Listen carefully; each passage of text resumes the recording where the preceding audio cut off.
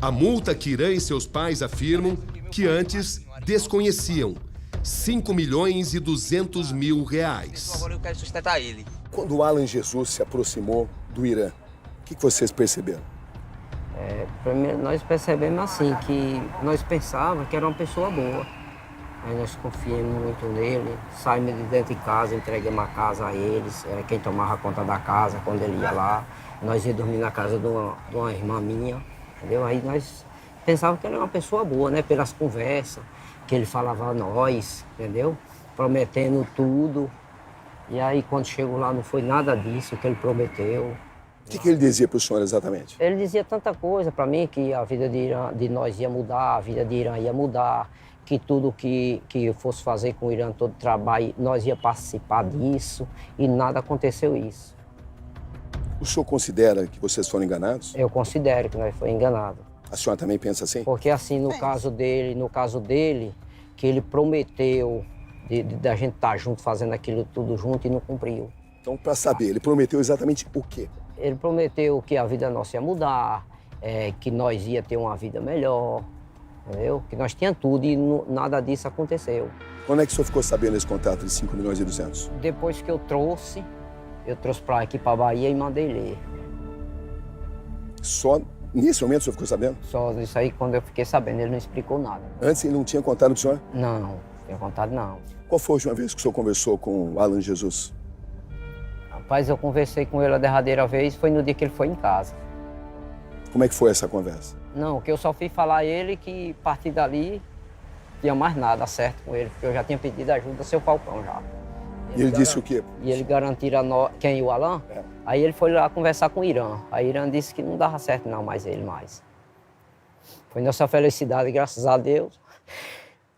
Nós vamos levar isso aí pro resto da vida, a gratidão que o senhor Falcão fez com nós, graças a Deus, graças a Deus. E a equipe dele que nós recebemos, foi recebida aqui por eles que nem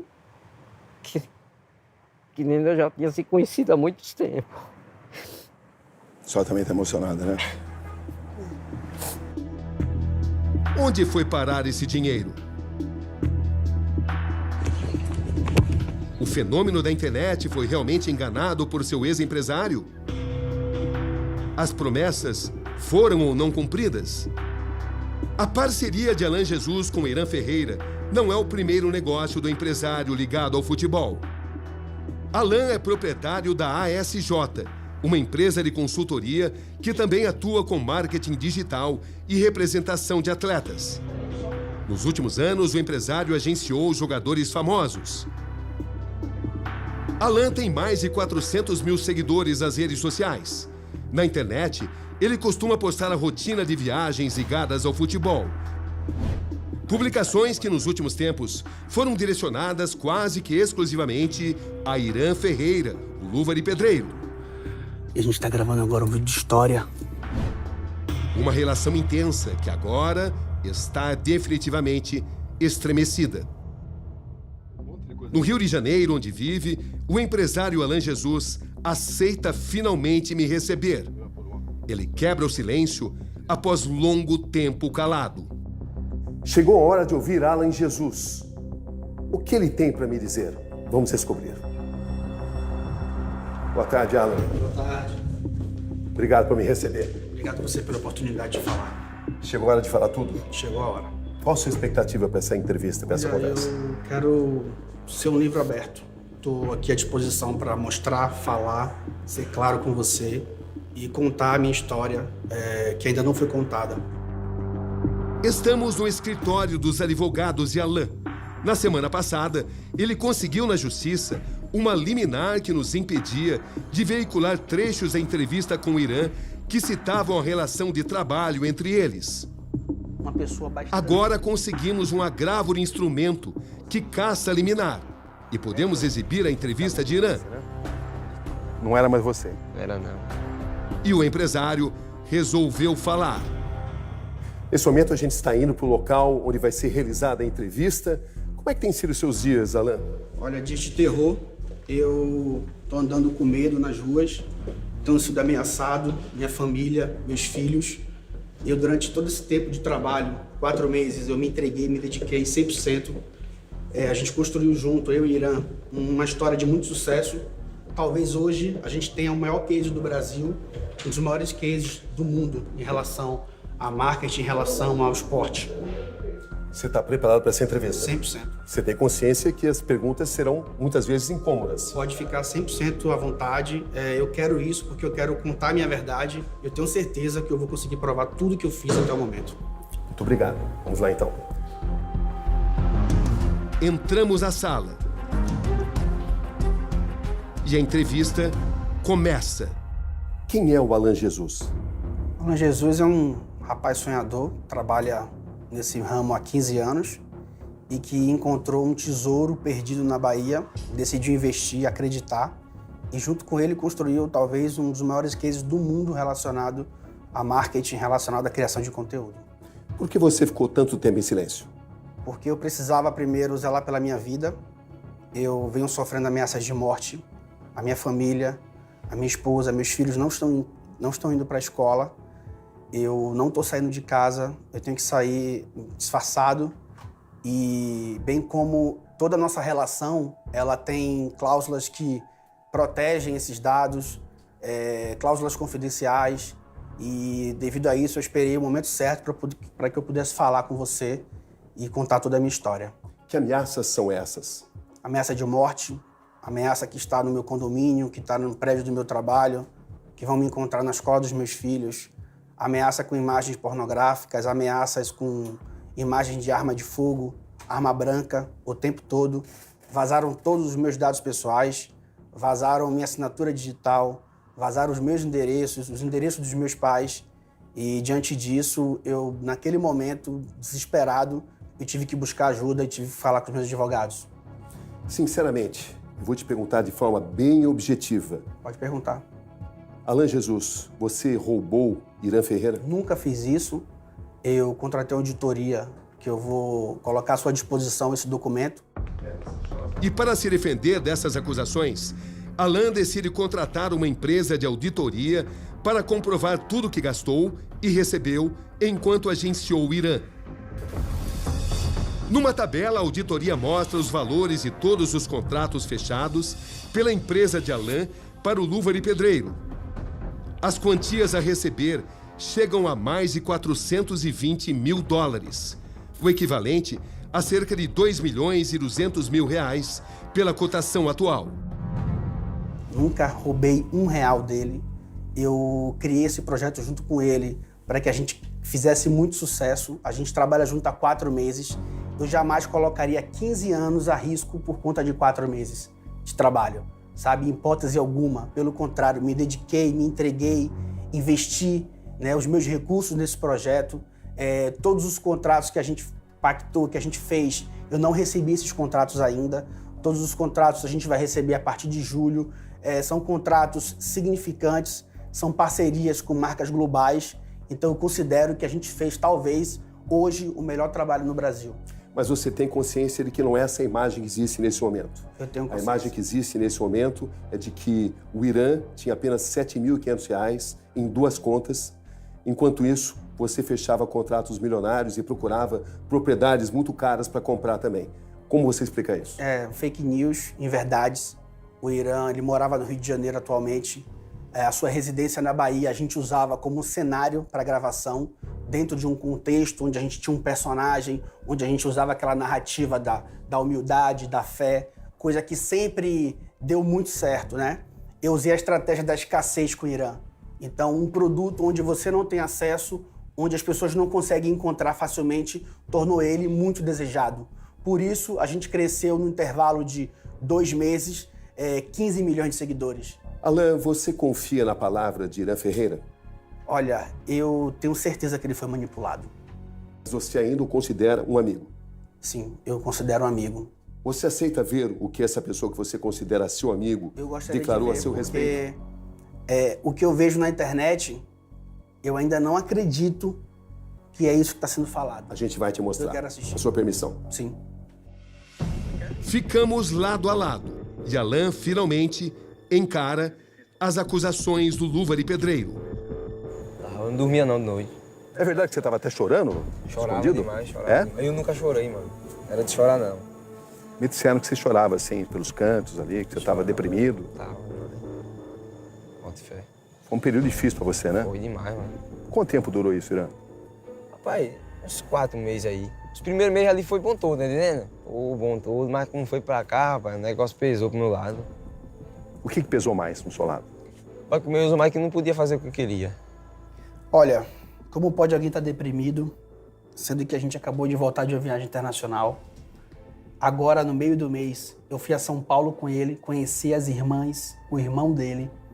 Eu tenho um vídeo, foto da gente junto, comemorando, da gente almoçando junto, da gente numa boate junto.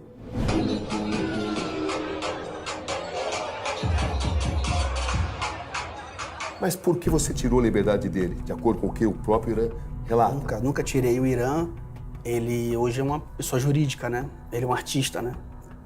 Hoje ele é um dos maiores do Brasil, um dos maiores do mundo. Então, a gente tem algumas entregas comerciais em contrato que precisam ser respeitadas.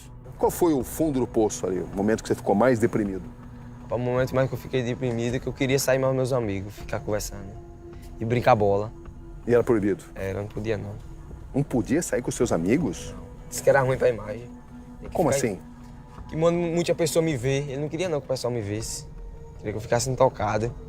Não queria que eu ficasse mais com meus amigos. Eu quero isso, eu quero me divertir, eu quero ser feliz, tá entendendo? Eu quero ser um ser humano, tá entendendo? Só que eu quero é isso. Alan, isso aí é quase cárcere privado, né? Novamente, ataques contra mim, contra a minha pessoa. Você aprisionou o Irã? Nunca. Como pode, se ele estava na Bahia com a família dele? Ele sempre fez o que ele quis fazer. Ele sempre pôde fazer tudo aquilo que ele sempre quis fazer. Então, assim, na Bahia, eu nem fui justamente para que ele ficasse mais à vontade, para que ele aproveitasse os seus amigos. Mas você disse que não podia sair com os amigos? O que existia... Você mandava não sair com os amigos? Nunca mandei. O que existia era uma O que você mandava exatamente? Nunca mandei nada. Então por que ele diz isso? Eu não sei te dizer por quê. O que existia eram orientações para uma pessoa pública. Eu estou falando do maior criador de conteúdo Mas isso incluía em não sair com os amigos? Não. Isso incluía a tomar cuidados para onde ir. Isso incluía tomar cuidados, porque hoje o Irã, ele é um exemplo para as crianças. Em todos os momentos... Você botou um segurança em cima dele? Vou te explicar. Em todos os momentos eu viajei com ele. Em todos os momentos com ele e com os pais. A partir do momento que ele gravou 3 programas nacionais de televisão, a coisa tomou uma proporção muito grande. Você foi lá, você viu como é que é lá o acesso à casa dele, que é uma casa simples, humilde. Então, assim, quando chegou nesse ponto, eu falei, pô, precisa ter uma pessoa te acompanhando, um secretário pessoal, uma pessoa que faça uma segurança também. Então, o Douglas, quando ele viaja com o Irã, foi o Douglas, o pai e a mãe Irã. É o Douglas que faz o check-in, é o Douglas que despacha as bagagens. Quando chega em Salvador, para o conforto do Irã e da família dele, eles não vão de ônibus para casa. Eu alugo um carro em Salvador. É o Douglas que pega esse carro, que dirige 5 horas até onde ele mora. Mas você deu ordens pro Douglas para vigiar o Irã? Nunca. O Douglas era uma pessoa da minha equipe. É o que o Irã relata. Ele diz que o Douglas é uma pessoa simpática. O Douglas é uma pessoa da minha equipe. Mas que estaria vigiando a seu mano. Não. O Douglas estava lá para socorrer eles, inclusive. Você considera, Irã, que ele se aproveitou da sua inocência, da sua ingenuidade? Se aproveitou. Falar a verdade. Ele não me explicou nada. Você se sente enganado? Me sinto enganado, pai. Alan, você se aproveitou da ingenuidade dele? Nunca. Primeiro que eu não considero ele ingênuo, eu considero ele muito inteligente. Ninguém cresce tanto na internet sendo 100% ingênuo. Você não chegou lá e viu, pô, essa pessoa dá para manipular? Você não teve esse comportamento? Pelo contrário. Eu decidi trabalhar com ele porque eu acreditava muito no potencial dele, porque eu tinha certeza que ele podia fazer tudo aquilo que eu imaginava. Eu pego uma oportunidade na vida, para subir de vida, tive que assinar, né? Não tem jeito. Você se sentiu pressionado a assinar?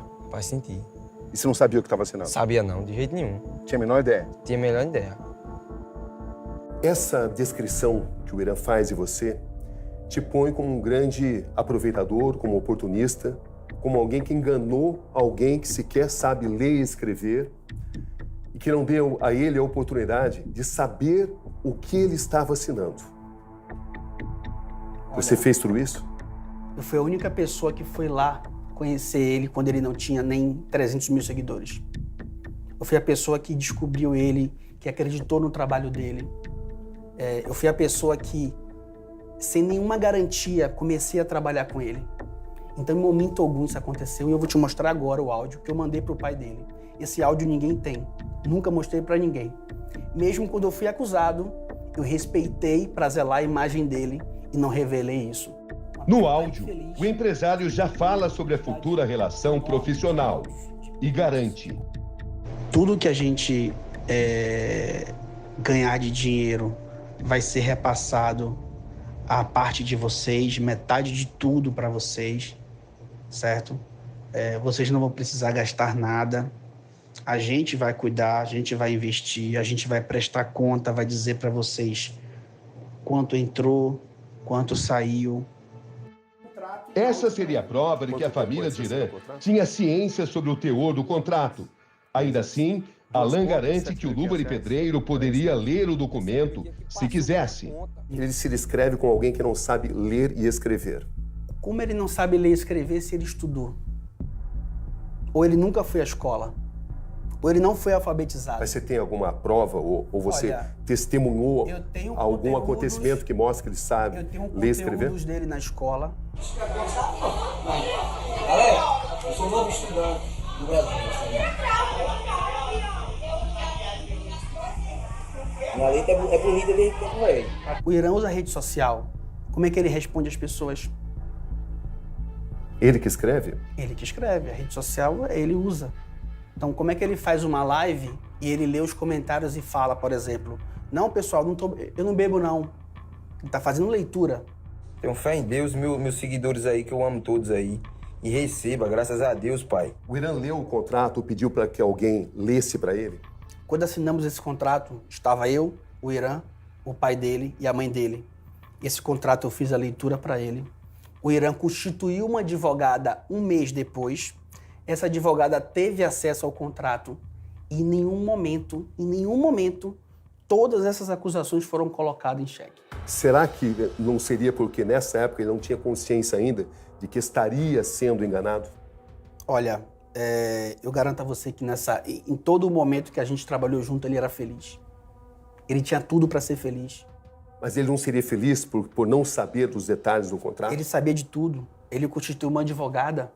A cunhada dele, que era uma representante, que é uma das representantes, sabia dos acordos, sabia dos contratos que eu tinha enviado para ela. Mas sabia desde quando? Sabia antes de assinar? Porque teria que saber antes de assinar, não é até isso? o momento, o Irã não tinha uma ligação próxima com a família. Depois que ele se tornou Luva de Pedreiro, com milhões de seguidores, foi que a família começou a participar mais. E eu respeitei.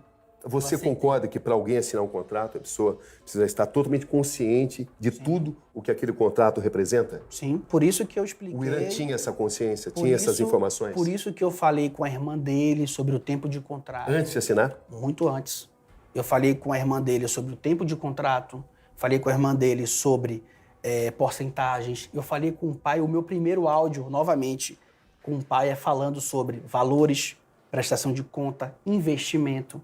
Então eu posso te afirmar que o Irã tinha noção de tudo. Se ele sabia de tudo, por que ele está dando essa declaração agora? Talvez porque hoje, eu vendo tudo isso, eu tenho certeza que ele foi manipulado